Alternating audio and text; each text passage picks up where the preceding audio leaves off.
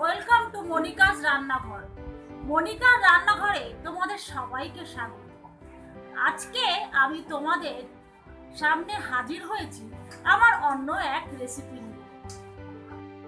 তার আগে আমার রান্নার নতুন নতুন রেসিপি জানতে আমার চ্যানেলকে সাবস্ক্রাইব করতে হবে।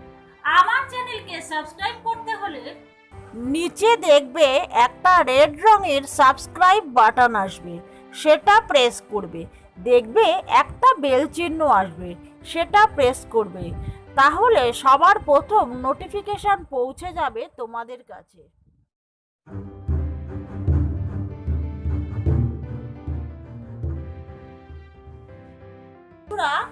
আজ আমি তোমাদের কুমড়োর ডাঁটা দিয়ে চচ্চড়ি কিভাবে তৈরি করতে হয় তার রেসিপি তৈরি করে দেখাবো। কুমড়ো ডাঁটা দিয়ে চচ্চড়ি তৈরি করতে যেসব উপকরণের প্রয়োজন সেগুলো হলো আলুগুলো আমি এরমভাবে কেটে নিয়েছি। এখানে নিয়েছি আমি কুমড়োর ডাঁটাগুলো আমি সুন্দর করে এরম ছাড়িয়ে নিয়েছি। এখানে নিয়েছি আমি কাঁঠালের দানাগুলো ছাড়িয়ে সুন্দর করে ধুয়ে নিয়েছি। আর কাঁচা লঙ্কা, লবণ, নুন, হলুদ, তেল, চিনি, এখানে আছে কালো জিরা। প্রথমে আমি কড়াইয়ের মধ্যে তেল দিয়ে দিলাম। তারপরে আমি এর মধ্যে এই কালো জিরাগুলো আমি দিয়ে দিলাম।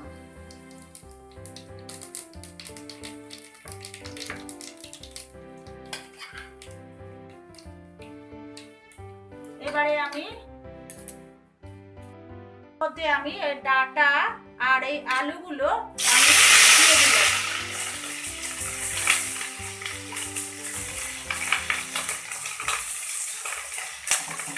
এবারে কাঁঠালের দানা আর এই লঙ্কাগুলো আমি এর মধ্যে দিয়ে দিলাম। একটু লবণ দিয়ে দিলাম স্বাদ মতো, একটু হলুদ আমি এর মধ্যে দিয়ে দিলাম। দিয়ে আমি এটাকে প্রথমে একটু ভাজতে হবে। এবারে আমি একটু ভেজে নেব।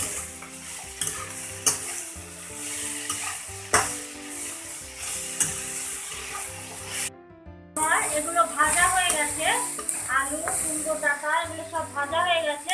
আমি এর মধ্যে এবারে জল দিয়ে দিলাম। খুব একটা জল দেব না। এবারে এটা আমি আঁচ কমিয়ে এবারে আমি ডাঁটাগুলোকে সেদ্ধ করে নেব। আবার এটা হয়ে গেছে, একদম জল শুকিয়ে গেছে এবং আমার আলু এখানে সেদ্ধ হয়ে গেছে। এখানে কাঁঠালের দানাও একদম সেদ্ধ হয়ে গেছে। এবারে আমি এটা নামিয়ে নেব। তার আগে আমি এখানে একটু চিনি দিয়ে দেব, যাতে খেতে একটু মিষ্টি মিষ্টি হয়, তাহলে খেতে ভালো লাগে।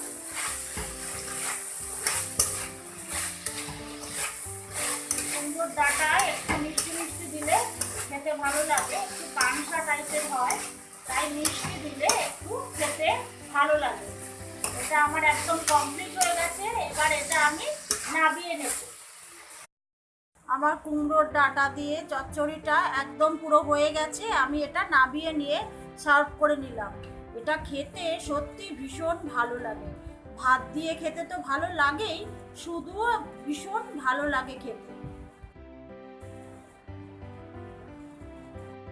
আমার রেসিপিটা যদি তোমাদের পছন্দ হয়ে থাকে তবে লাইক, কমেন্ট করে জানাবে, শেয়ার করবে এবং সাবস্ক্রাইব অবশ্যই করবে। ভালো থাকবে, সুস্থ থাকবে। আজকের জন্য তোমাদের থেকে বিদায় নিলাম। নমস্কার।